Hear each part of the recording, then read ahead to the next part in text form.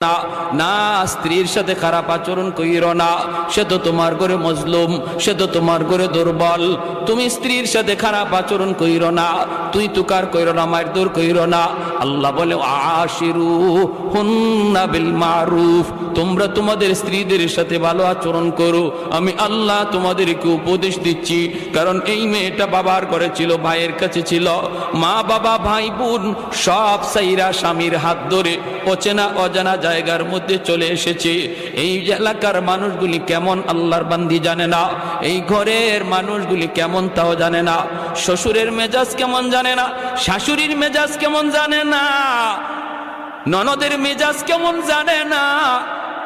সব কিছুকে মায়ার মানুষ, মহব্বতের মানুষগুলাকে পর কইরা অচেনা মানুষগুলিকে আপন বানাইয়া যেই মহিলাটা চিরদিনের জন্য স্বামীর হাত ধরে আসলো।